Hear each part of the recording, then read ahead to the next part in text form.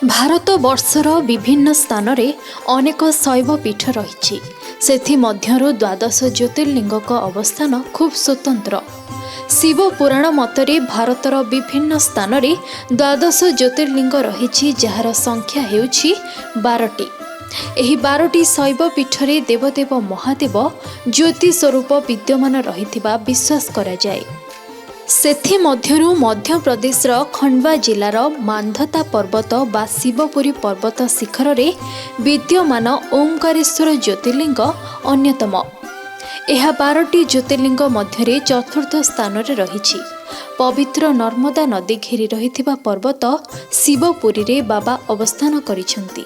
आज आम भिडियो माध्यम रे बाबा ओंकारेश्वर को दर्शन करंतु।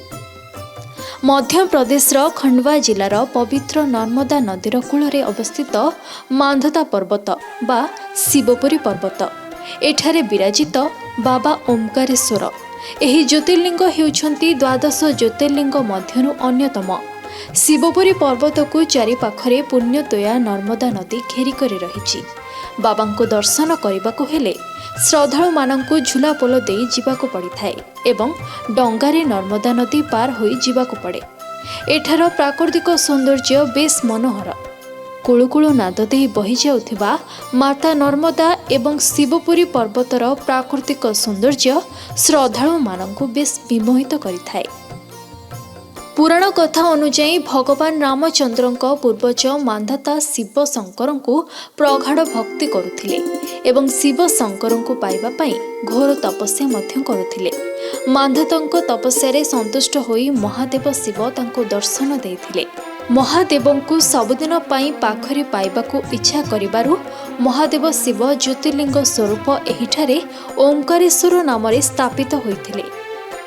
वर्षर 12 मास प्रत्येक समय रे एही शिव क्षेत्र को भारतर कोण अनुकोणरू हजार हजार श्रद्धालु भक्त मानकर गहली लगी थाए। विशेष भाव श्रावण मासरे कावड़ी भक्त माने हजार हजार संख्यार एठाकू आसी नर्मदा नदीरू जल नहीं बाबा को जल लगी करिथांती। यहाँ पे जो भगवान ओंकारेश्वर हैं, ओम के आकार में उनको बोला जाता है। ओम का अर्थ होता है ब्रह्मा, ओम से विष्णु, ओम से शिव। जो सृष्टि के पहले था, है और लास्ट में जो रहेगा वो भगवान ओंकार है।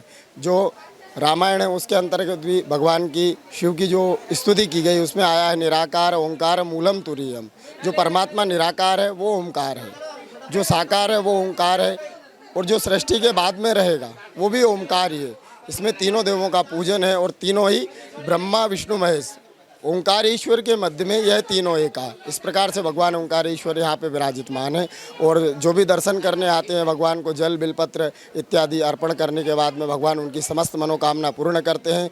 इसी श्रद्धा के साथ में श्रावण के महीने में अनेक श्रद्धालु यहाँ पे पधार रहे हैं। यहाँ मंदिर ट्रस्ट की प्रातःकाल पूजा होती है। माध्यांकाल यहाँ सिंधिया स्टेट ग्वालियर की तरफ से पूजा आती है और सायंकाल जो शयन का पूजा होता है वो होलकर स्टेट इंदौर की तरफ से होती है। विशेष दर्शन की व्यवस्था है यहाँ पर मंदिर की तरफ से। तीनों टाइम भगवान का भोग लगता है। जर्नल व्यवस्था है। पहले आवागमन का साधन बहुत कम थे। दर्शनार्थियों के लिए गर्भगृह चौड़ा किया गया है। माँ नर्मदा के केवल इस दर्शन से ही पुण्य की प्राप्ति होती है। ये माँ नर्मदा है, इसकी परिक्रमा लगती है। 32 किलोमीटर की परिक्रमा है। लाखों की तादाद में लोग पैदल परिक्रमा करते हैं। आजकल तो संसाधन हो गए तो लोग गाड़ियों से भी जाने पड़ने लग पड़े हैं। माँ नर्मदा कुंवारी हैं, भगवान शंकर की जटा से प्रकट हुई हैं। अमरकंट से निकलकर और खम्मात की खाड़ी रत्ना सागर में इनका समावेश होता है। अनुभव है यहाँ पे दिव्य दर्शन हुआ बाबा का। यहाँ पे बाबा के नगरी पे आके बहुत अच्छा लगा हमको।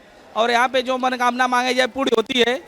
और क्या बाबा की नगरी में जो मांगो तो मनोकामना सबका पूरे होता है। बहुत अच्छा वातावरण, नेचर यहाँ के बहुत अच्छा है। मन्नत बाबा से मांगे हैं, पहली बार आए हैं, मन्नत पूरी करेंगे बाबा तो फिर दोबारा आएंगे बाबा के दरबार में अपना चरण स्पर्श करेंगे। ओंकारेश्वर पीठ को आसुथिबा श्रद्धालुओं पाई स्थानीय प्रशासन पक्षरु समस्त सुव्यवस्था करा जायछि। श्रृंखलित दर्शन पाई भक्त मानंकु बैरिकेड माध्यम धाड़ी रे जीवाको पड़िथाए। बाबांकर प्रिय गोलाप फूल बेलपत्र को श्रद्धालु माने श्रद्धार सहकारे चढ़ाई थांती। बाबांको पाखरे प्रसाद भावरे लड्डू एवं पेड़ा भोग लगा जाए। ज्योतिर्लिंग दर्शन कर सारिबा परे श्रद्धालु माने पुण्यतया नर्मदा नदी रे नौका विहार मध्य करिथांती। तेबे नर्मदा नदी रे एक स्वतंत्र प्रकारर पत्थर देखिबाकू मिलिथाय। एही पत्थर रे शिवलिंग तयारी करा जायथाय। विश्वास रहिछि जे एही नर्मदा नदीरू मिलुथिबा पत्थर रे निर्मित शिवलिंग जीवंत होइथांती। भारतर विभिन्न राज्यरू आसिथिबा श्रद्धालु एही श्रावण मासरे नर्मदा नदीर घाटरू जल नेई बाबांकू जलाभिषेक करिथांती। नर्मदा नदीर जलरे श्रावण मासरे बाबांकू जलाभिषेक कले समस्त मनोकामना पूर्ण होइथाय बोली विश्वास मध्य रहिछि। ये जगह तो प्रथम पाद मारला बेलू तो मत लगुच स्वयं भगवान भोले शंकर ये स्वदेह विराजमान कला परिका लगुच। यार परिवेश अत्यंत रमणीय।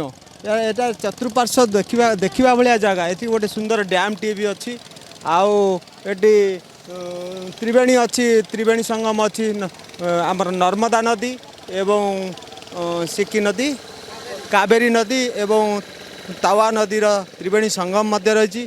जगह एक पवित्र जगह ये आसिले जीवाई इच्छा होना। यार पारिपार्श्विक परिवेश तो कल्पना बाहर, कारण ये प्रकृत ये जो ज्योतिर्लिंग ये भगवान सृष्टि भगवान शंकर ये अवस्थान करुँच। बहुत बहुत सुंदर जीवाई। बर्तमान आमर डंगार सिस्टम रही, आमर झूला पोलर सिस्टम रही, भर भल लाइन व्यवस्था बहुत बढ़िया बढ़िया किसी असुविधा नहीं।